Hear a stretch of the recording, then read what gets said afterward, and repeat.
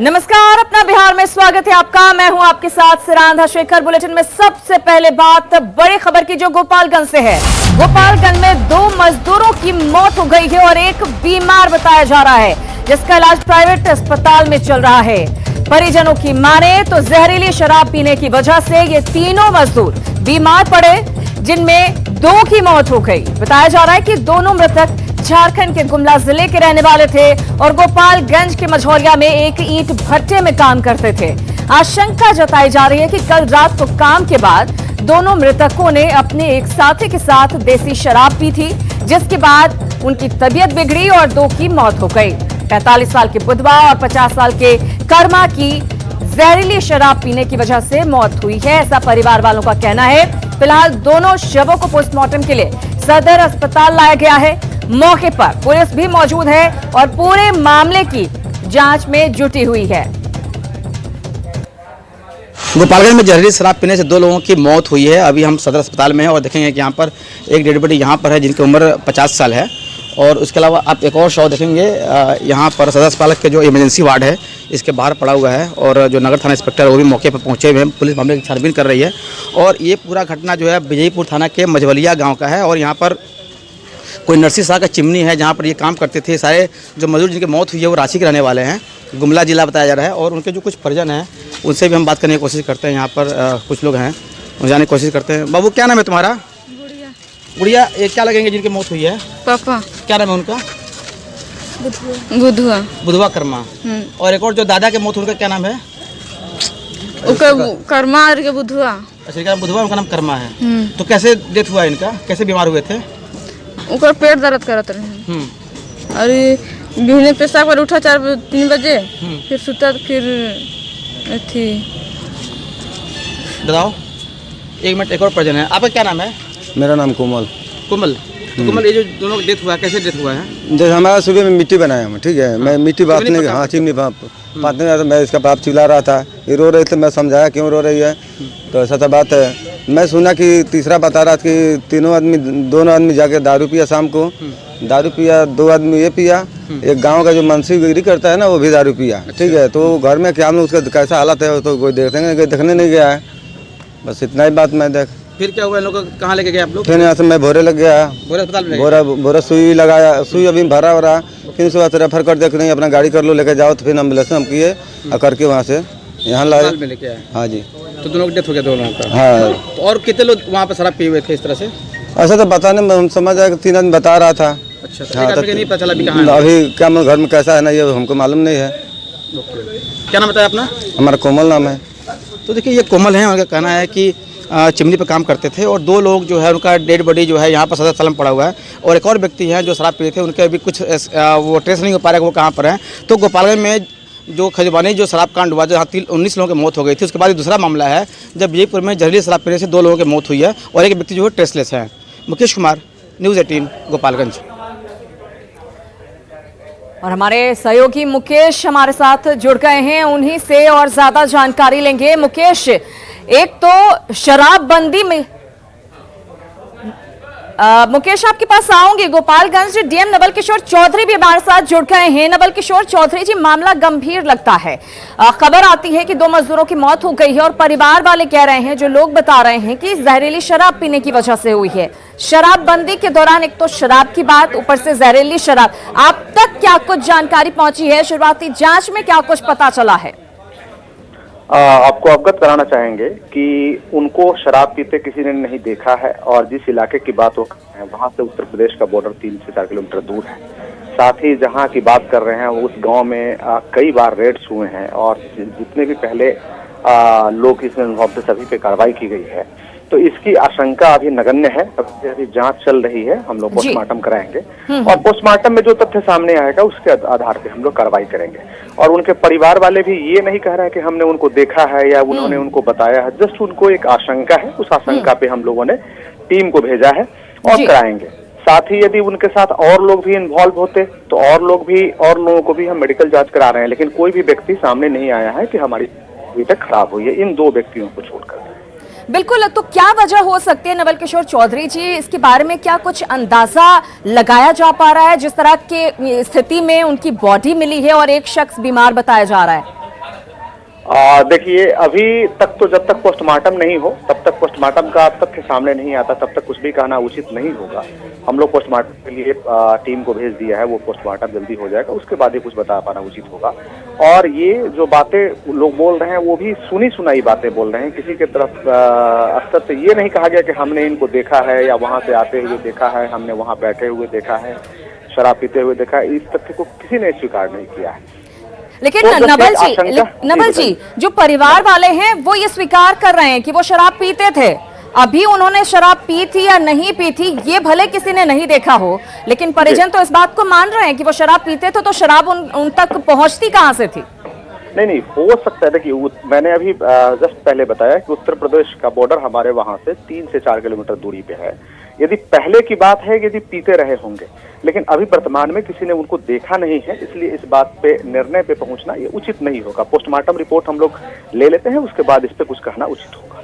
बिल्कुल नवल किशोर चौधरी जी, हम ये आश्वासन चाहेंगे न्यूज़ 18 बिहार झारखंड पर, जिस तरह से पूरी आशंका वहां पे मौजूद लोग भी जता रहे हैं कि शराब की वजह से ये मृत्यु हुई है 2 लोगों की और एक शख्स बीमार है, क्या कुछ एक्शन लेंगे और कितनी जल्दी एक्शन होगा, क्योंकि मामला गंभीर है? आपको अवगत कराना चाहेंगे कि यदि ये पुष्टि हो जाती है कि हाँ इनकी मृत्यु इस कारण से हुई है, निश्चित रूप से जितने लोग भी इन्वॉल्व होंगे सभी लोगों पे कठोर से कठोर कार्रवाई की जाएगी। और लेकिन जब तक इसकी पुष्टि नहीं होती है तब तक हम लोग जांच करा रहे हैं, जांच के बाद निर्णय लेना उचित होगा। और आशंका इसलिए भी ज्यादा लग रही है नवल किशोर चौधरी जी, क्योंकि इससे पहले भी गोपालगंज में मामला सामने आ चुका है, 19 लोगों की मौत हुई थी, और आप भी बता रहे हैं कि जो यूपी की सीमा है वो बहुत पास है, तो क्या कहीं ना कहीं सीमा पर कुछ ढील होती है और यहाँ पर एंट्री होती है शराब की? ये मैं ये कहना चाह रहा हूँ कि उत्तर प्रदेश की सीमा पूरब है हमारा और 3 से 4 किलोमीटर दूरी पे है, तो लोगों का आना जाना को कोई प्रिवेंट नहीं कर सकता। यहाँ के लोग भी वहाँ जा सकते हैं, वहाँ के लोग भी यहाँ आ सकते हैं, लेकिन जब तक इसमें विशेष हम लोग गहन जांच नहीं करा लें तब तक किसी निर्णय पे पहुँचना उचित नहीं है। चलिए, जांच का इंतजार रहेगा और इस बात का भी कि इस पूरे मामले में कार्रवाई कितनी होती है। बहुत धन्यवाद आपका नवल किशोर चौधरी जी इस पूरी जानकारी के लिए। मुकेश, आपसे जानना चाहूंगी इस पूरे मामले को लेकर जो परिवार वाले कह रहे हैं, जो वहां पर मौजूद लोग कह रहे हैं, उनकी बातों से तो यही लगता है कि लोग जो है आमतौर पर शराब पीते थे काम करने के बाद, जो मजदूर यहाँ पर कामगार हैं वो काम करते हैं, लेकिन डीएम साहब पूरी तरह से इस बात से इनकार कर रहे हैं। उनका ये कहना है किसी ने देखा नहीं है। जनता मैं बता दूं कि पूरा मामला विजयपुर के मझवलिया का है और यहाँ पर जिस चिमनी पर काम करते थे और वहाँ पर जो मजदूर जो परिजन है उनका आरोप है कि वहाँ पर चुलाई शराब बनती थी और जिसके बाद जो है इन्होंने शराब पी रखी होगी और पीने के बाद इनकी मौत हुई है। इस मामले में डीएम ने कड़ा एक्शन लिया है और डीएम ने जो मजिस्ट्रेट हैं, जो सदर एसडीएम है उपेंद्र कुमार पाल, उनको तैनात कर दिया है पोस्टमार्टम के पास। उनका कहना है कि पूरे मामले की जो है वो निष्पक्ष जाँच कराई जाएगी और जाँच में अगर जहरीली शराब पीने से मौत की पुष्टि होती है तो जो वहाँ पर जो अधिकारी हैं और जो कर्मी हैं उनके खिलाफ कार्रवाई की जाएगी कि आखिर इसमें कड़ाई क्यों नहीं बरती गई और फिर ढिलाई कहां पर की गई है। शिरांदा जी बिल्कुल, बहुत धन्यवाद मुकेश इस बातचीत और जानकारी के लिए। डीएम साहब खुद हमारे साथ जुड़े थे, उन्होंने भी इस बात का आश्वासन दिया कि इस पूरे मामले की जांच में अगर ये बात सामने आती है कि शराब पीने की वजह से इन लोगों की मौत हुई है तो इस पूरे मामले में सख्त से सख्त कार्रवाई होगी। और हमें भी इंतजार इसी बात का रहेगा कि इस गंभीर मामले में, चूंकि प्रदेश में शराब बंदी है और बावजूद इसकी शराब बनती है और शराब से अगर किसी की मौत होती है तो मामला और भी ज्यादा गंभीर हो जाता है। चलिए खबरों में आगे बढ़ेंगे। बिहार में बियाडा जमीन के उपयोग और दुरुपयोग को लेकर महागठबंधन और सरकार में ठन गई है। नीतीश सरकार के पूर्व उद्योग मंत्री और मौजूदा आरजेडी नेता श्याम रजक ने बियाडा की जमीन के हो रहे दुरुपयोग को लेकर सरकार पर सवाल खड़ा किया है। कांग्रेस ने भी आरजेडी की हाँ में हाँ मिलाई है। इधर सत्ता पक्ष जांच का हवाला दे रहा है।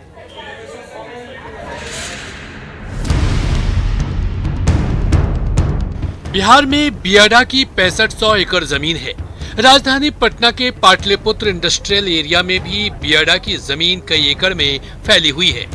पूर्व उद्योग मंत्री और आरजेडी नेता श्याम रजक ने बियाडा की जमीन पर खुले मॉल, हॉस्पिटल, हाउसिंग कॉम्प्लेक्स और अन्य निर्माण का आरोप लगाते हुए नीतीश सरकार को कटघरे में खड़ा किया है। श्याम रजक ने कहा कि उन्होंने बतौर उद्योग मंत्री रहते बियाडा की जमीन पर उद्योगों को छोड़कर दूसरे तरह के कामों पर जांच के आदेश दिए थे, लेकिन उनके मंत्री पद से हटते ही न केवल ये जांच बल्कि जांच रिपोर्ट भी ठंडे बस्ते में चली गई। श्याम रजक के इस आरोप को कांग्रेस का भी समर्थन मिला है। मैं कहना चाहता हूं कि बियाडा की जो जमीन है वहां खुद आप जाइए और देखिए कि बियाडा इंडस्ट्री के लिए जमीन देती है, वहां क्या क्या है। वहां हॉस्पिटल खुल गए, वहां रेसिडेंस बन गए, वहां रेस्टोरेंट बन गए, वहां पर गाड़ी का शोरूम बन गए, कई तरह की चीजें ऐसी हुई है जो अनियमितता को दर्शाता है। उस भूखंड का उपयोग आप व्यावसायिक उपयोग के लिए दे रहे हैं कि अपने आप में जांच का विषय तो है ही। इधर जेडीयू श्याम रजक के आरोपों को बेतुका करार दे रहा है। जेडीयू ने कहा कि बतौर उद्योग मंत्री रहते श्याम रजक के पास कई संभावनाएं थी, लेकिन वो अपनी जिम्मेदारियों को निभाने में असफल रहे, तो अनर्गल आरोप लगा रहे हैं। हालांकि जेडीयू प्रवक्ता ने कहा कि अगर गड़बड़ी हो रही है तो इसकी जांच कर दोषियों पर कार्रवाई की जाएगी। नीतिगत कई ऐसे वो फैसले ले सकते थे या राज्य सरकार से आग्रह कर सकते थे जिससे बिहार का परिदृश्य बदल सकता था, लेकिन एक मंत्री के तौर पर वो पूरी तरह से असफल रहे हैं और इसीलिए उनके बयानों को कोई गंभीरता से नहीं लेता है। लेकिन वहाँ इस तरह का कंस्ट्रक्शन खड़ा किया जा रहा है। अगर ऐसा कोई भी प्रश्न सामने आएगा, संज्ञान में आएगा, तो निश्चित तौर पर ऐसे लोगों के साथ कोई रियायत बरती नहीं जाएगी। इधर सत्यजीत सिंह और उद्योगपतियों की माने तो बियाडा की जमीन का 20% भाग सर्विस सेक्टर को दिए जाने का भी प्रावधान है और इस बात को नजरअंदाज नहीं किया जा सकता है। तो हमें लगता है कि जो भी इंडस्ट्रियल एरिया है इस राज्य में, उसमें अगर जो भी सर्विस सेक्टर के कुछ यूनिट चल रहे हैं, चाहे आईटी पार्क हो, चाहे कोई हॉस्पिटल्स हो, चाहे कोई स्कूल हो, या जो भी जैसे मॉल है, तो वो सब उसी प्रावधान के अंतर्गत ही चलते हैं कि मिनिमम 20% जो है सर्विस सेक्टर को दिया जाए। बियाडा की जमीन को लेकर बिहार में राजनीतिक परवान पर है। विपक्ष और सत्ता पक्ष की तकरार के बीच बियाडा की जमीन के उपयोग का सच किस रूप में सामने आता है, फिलहाल ये बता पाना मुश्किल है। लेकिन इस मामले ने पहले से ही औद्योगिक पिछड़ेपन का दंश झेल रहे राज्य में नई परेशानी खड़ी कर दी है। न्यूज 18 के लिए पटना से संजय कुमार की रिपोर्ट। तो बियाडा की जमीन को लेकर विपक्ष के आरोपों में कितना दम है, यह तो जांच के बाद ही पता चलेगा। इधर बिहार के उद्योग मंत्री शहनवाज हुसैन ने राजस्थान के उदयपुर में एक निजी समारोह में हिस्सा लिया। इस मौके पर उन्होंने पीएम नरेंद्र मोदी को हर वर्ग का ख्याल रखने वाला नेता बताया। उद्योग मंत्री ने कहा कि किसानों को कांग्रेस गुमराह कर रही है। उन्होंने कांग्रेस पर देश को बदनाम करने का आरोप भी लगाया। हमारे चेहरा तो नरेंद्र मोदी हैं और हम एक चेहरे में करोड़ों चेहरे हम उसी में समाये हुए हैं और हम लोगों का सौभाग्य है कि नरेंद्र मोदी जी भारतीय जनता पार्टी को एक ऐसे नेता मिले हैं जो हर कार्यकर्ता उनके नाम पर गर्व करता है। बिहार में भी देखा आपने, पूरा चुनाव नरेंद्र मोदी जी के वजह से हम लोग सरकार बना पाए, तो वो एक बड़ा चेहरा है। और ऐसे तो कोई भी मिस कॉल मारे तो हमारी पार्टी में आप भी मार दें मिस कॉल तो हमारे हो जाएंगे। हमने बीच में दीवार नहीं रखी, हमने बीच में चिलमन भी नहीं रखा है। खबर सीवान से है। सीवान सदर अस्पताल में मरीजों को दवाइयां नहीं मिल रही हैं, जिससे उन्हें बाहरी दुकानों की ओर रुख करना पड़ता है। मेडिसिन स्टॉक के कंप्यूटर ऑपरेटर की माने तो कुछ ऐसी दवाइयां होती हैं जिसे मरीजों को बाहर से खरीदना होता है। हालांकि मरीज और उनके परिजन ऑपरेटर के दावे से सहमत नहीं है। अस्पताल की व्यवस्था का जायजा लिया संवाददाता मृत्युंजय कुमार सिंह ने। सारी दवा है, दवा बाहर से क्या बोला गया? बोला बाहर से ले लेना। क्या बोले? नहीं है। कितना दवा मिला, कितना नहीं मिला? एक दवा। इस वक्त हम मौजूद है सिवान के सदर अस्पताल में, जो दवा के स्टॉकिस्ट हैं यहाँ पर देख सकते हैं। ये पूरी मेडिसिन जो है डॉक्टर द्वारा सिवान सदर अस्पताल में जो लिखी जाती है वो लोग यहाँ से डिस्ट्रीब्यूट करते हैं। और यहाँ पे जो कर्मचारी है तो यहाँ पे स्वास्थ्य विभाग जो कर्मी है वो दवा को डिस्ट्रीब्यूट कर, आप देख सकते हैं सीधे तौर पर। हम जानने की कोशिश करेंगे कि अभी कितनी दवाई अवेलेबल है, कौन कौन सी दवाई देख सकते हैं। ये सारी दवाइयाँ हैं यहाँ पे जो सदस्य दी जाती है। कौन सी दवा अवेलेबल है और कौन क्या नहीं मिल पाता है। दवा कितने लोग आते हैं, जो दवा जो अवेलेबल रहता है हाँ उसको दिलाया जाता है। जैसे अभी जो पूजा पे जो दवा लिखा गया है हमारे पास रेंटेक है, तो उसको दे देंगे। बहुत सारे लोग आते होंगे जो दवा नहीं जो लिखा है उसको नहीं मिलता होगा। ऐसा बहुत कम होता है। हाँ, उस कंडीशन में क्या होता है? इस कंडीशन में वो जो दवा पूजा पे हमको रहता है दे देते हैं। जो नहीं रहता है उसको बोलते हैं कि आप आगे देख लीजिए जाके काउंटर पे। क्या नाम है आपका? जी मेरा नाम है MD फैसल। क्या? MD फैसल। हाँ, तो ये MD साहब थे, इनका कहना था कि जो दवा डॉक्टर द्वारा एडवाइस की जाती है तो दवा जो है लेबर रहता है वो दे दी जाती है, अन्यथा वो लोग बाहर से लेना पड़ता है। तो जैसे कि आप देख सकते हैं पूरी तरह से एलिजिबिलिटी चेक कर रहे थे, तो बहुत सारी दवाइयाँ नहीं हैं जिसको लोग बाहर से ले रहे थे, और बहुत सारी दवाई जो सरकार द्वारा यहाँ दी जाती है वो दवाई यहाँ पे रखा हुआ है, लेकिन आवश्यकता है इसे और बढ़ाने की, ताकि जो लोग हैं उनको बाहर से दवाई लेने की आवश्यकता नहीं पड़े। मृत्युंजय कुमार सिंह, न्यूज़ 18 सिवान। और अब खबर छात्रों से जुड़ी हुई। मैट्रिक की परीक्षा शुरू हो गई है। कोविड गाइडलाइंस के अनुसार छात्रों को परीक्षा कक्ष में ले जाया गया। परीक्षा को लेकर सेंटर के 200 मीटर के दायरे में परिजनों को नहीं रहना है, लेकिन पटना के मिलर स्कूल के पास अब भी कुछ परिजन खड़े हैं। मिलर स्कूल की परीक्षा सेंटर का जायजा लिया न्यूज़ 18 संवाददाता आनंद अमृतराज ने। मैट्रिक की पहली पाली की परीक्षा शुरू हो चुकी है। इस वक्त हम आपको तस्वीर दिखा रहे हैं मिलर हाई स्कूल की, देवीपत चौधरी स्मारक मिलर हाई स्कूल, और यहाँ पे तमाम छात्रों को 9:20 तक इंटर करा दिया गया था और 9:30 पे परीक्षा शुरू हो चुका है। साइंस का परीक्षा पहली पाली का, और जाहिर सी बात है छात्रों में काफी उत्साह देखने को मिला। स्कूल प्रबंधन ने भी कोरोना से निपटने के लिए तमाम तैयारी कर ली थी। हर छात्र को मास्क लगाकर अंदर जाने दिया जा रहा था। इसके अलावा उन्हें सैनिटाइज भी उनके हाथों को सैनिटाइज किया जा रहा था, और क्लासरूम को भी सैनिटाइज कर दिया गया है। साथ ही कोई तरह का नकल न हो, इसकी भी पूरी तैयारी कर ली गई है। साथ ही एक और तस्वीर हमें जानकारी मिली थी कि जो जहां पे सेंटर है उसके 200 मीटर के दायरे तक कोई भी नहीं रहेगा, लेकिन कई सारे परिजन अभी भी यहाँ पर है। हम इनसे जानने की कोशिश करते हैं। आप लोग को यहाँ से दूर रहना है, 200 मीटर दूर। आप लोग इतने नजदीक क्यों हैं?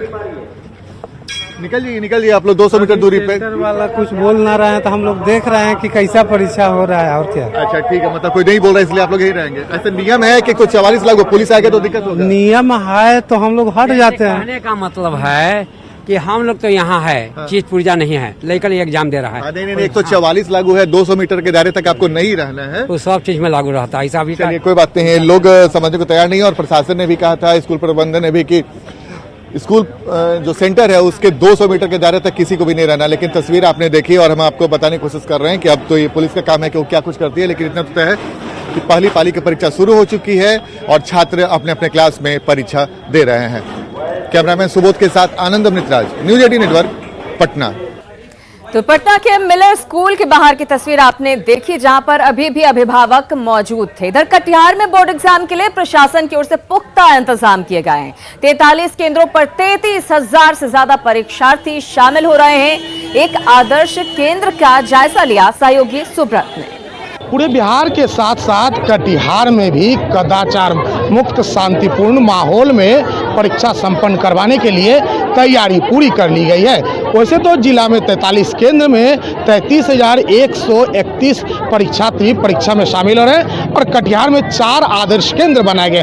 ये एक आदर्श केंद्र का नज़ारा है। ये मेरी इमोकुलेट स्कूल है और आप देख रहे हैं ये छात्राओं का प्रवेश करवाया जा रहा है। निश्चित तौर पर जिंदगी का बहुत बड़ा क्षण है और देख रहे हैं किस तरह का स्वागत हो रहा है, जो टीका लगाकर और चॉकलेट देकर बच्चियों को परीक्षा में उत्साह बढ़ाया जा रहा है ताकि बेहतर परीक्षा हो और बिहार के जो आने वाले भविष्य हो वो कल के लिए बेहतर तरीके से तैयार हो सके। ये निश्चित तौर पर ये नज़ारा अपने आप में बेहद खुशनुमा है। हर परीक्षा केंद्र में कुल मिलाकर अच्छी व्यवस्था की गई है और जो सरकार जो कदाचार मुक्त माहौल में परीक्षा संपन्न करवाने की जो बात कह रहा है उसके लिए व्यापक तैयारी की है। बिहार के लिए ये एक बड़ा क्षण है और खासकर मैट्रिक की जो परीक्षा होता है वो छात्राओं का भविष्य निर्धारण करा है। ये परीक्षा केंद्र है, इसमें छात्राओं की भागीदारी है। जिले में लगभग सभी केंद्र में बेहतर तैयारी की गई है और ये तैयारी अपने आप में एक बेहतर परिणाम लाए, इसी का उम्मीद जताया जा सकता है। सुब्रत, न्यूज़ 18 कटिहार। तो कटिहार की तस्वीरें आपने देखी। रोहतास की बात करते हैं। रोहतास में बोर्ड परीक्षा केंद्र से एक हैरान करने वाली तस्वीर सामने आई है। सासाराम के उच्च विद्यालय चौखंडी पथ रोजा रोड स्थित परीक्षा केंद्र पर परीक्षार्थियों के जूते खुलवा दिए गए, जबकि इस बार जूते खुलवाने का नियम नहीं है। जब इस बारे में केंद्र पर तैनात दारोगा से पूछा गया तो उन्होंने कहा कि स्कूल प्रबंधन की ओर से जूते खुलवाने का निर्देश उन्हें दिया गया था। परीक्षा केंद्र का जायजा लिया संवाददाता अजीत कुमार ने। तो हम तस्वीरें आपको दिखा रहे हैं। देखिए, पहले ही ये नियम आ गया था कि इस बार जूते मोजे छात्रों को उतारने नहीं होंगे, लेकिन रोहतास से जो तस्वीर सामने आई है वो हैरान कर रही है, क्योंकि यहाँ पर छात्रों से जूते मोजे उतारने को कहा है। आप देख सकते हैं एक एक छात्र जो परीक्षा देने के लिए अंदर गया है परीक्षा केंद्र पर, उसने अपने जूते और मोजे बाहर परीक्षा सेंटर के बाहर उतार कर रखे हैं। और जब इस बाबत पूछा गया सवाल तो ये कहा गया कि स्कूल प्रबंधन की ओर से ऐसा करने को कहा गया है। रोहतास जिला के 60 परीक्षा केंद्रों पर मैट्रिक की परीक्षा आयोजित की गई है। सासाराम के 33, डेहरी ऑन सोन के 15 और विक्रमगंज में 12 परीक्षा केंद्र बनाए गए हैं और पूरी तरह से चाक चौबंद व्यवस्था के बीच सासाराम में जो है मैट्रिक की परीक्षा जो संचालित की जा रही है। और मैं अभी खड़ा हूँ सासाराम के उच्च विद्यालय चौखंडी पथ रोजा रोड सासाराम में, और यहाँ पर जो परीक्षा आयोजित की गई है, यहाँ पर आप देख सकते हैं कि यहाँ पर कितनी जो भीड़ इकट्ठा है और खासकर छात्रों से यहाँ पर जूते खुलवाए जा रहे हैं। और जो जूते हैं वो छात्रों से खुलवाए गए हैं। आप देख सकते हैं कि जो छात्र हैं उन लोगों को यहाँ जूता जो है पहनना वो भी वर्जित कर दिया गया है, और जो जूता जो पहन के आ रहे हैं उन लोगों का जूता खुलवा कर रखा गया है। आप हमारे पीछे देख सकते हैं। तो इस प्रकार जो परीक्षा के जो तमाम व्यवस्थाएं हैं वो सुचारू रूप से चल रही है। और ये चौखंडी स्थित विद्यालय है और मैं आपको बाहर का नज़ारा दिखाता हूँ। जहाँ तक धारा 144 की बात है, तो जहाँ तक धारा 144 की बात है, आप देख सकते हैं कि परीक्षा केंद्र के पास कितनी भीड़ इकट्ठा है और कई तरह के जो ठेला फूक है और खोमचे की दुकानें वो भी लगी हुई है। तो धारा 144 जो लागू होना चाहिए 200 मीटर के रेंज में, वो यहाँ कहीं नहीं दिख पा रहा है। तो इस प्रकार कह सकते हैं कि सासाराम में जो परीक्षा केंद्र है वहाँ पर जो सुचारू रूप से परीक्षा हो रही है, लेकिन जो गाइडलाइन बनाए गए हैं उसका बेहतर तरीके से फॉलो नहीं किया जा रहा है। अजीत कुमार, न्यूज़ 18, सासाराम। और अजीत कुमार खुद हमारे साथ जुड़ गए, हमारे सहयोगी, उन्हीं से ज्यादा जानकारी लेंगे। अजीत, पहले ही जब नियम कायदा बताया गया था कि मैट्रिक की परीक्षा जो है इन नियमों के तहत ली जाएगी, तो उसी समय बता दिया गया था कि इस बार छात्रों को जूते मोजे उतारने की जरूरत नहीं होगी, लेकिन इस तरह की तस्वीरें आखिर क्यों सामने आई है? रामदास, आप तस्वीरों में साफ देख सकते हैं कि उच्च विद्यालय चौखंडी पथ रोजा रोड सासाराम की ये तस्वीर है और किस प्रकार जो बच्चे हैं, परीक्षार्थी हैं, उन लोगों के जूते उतरवाए जा रहे हैं।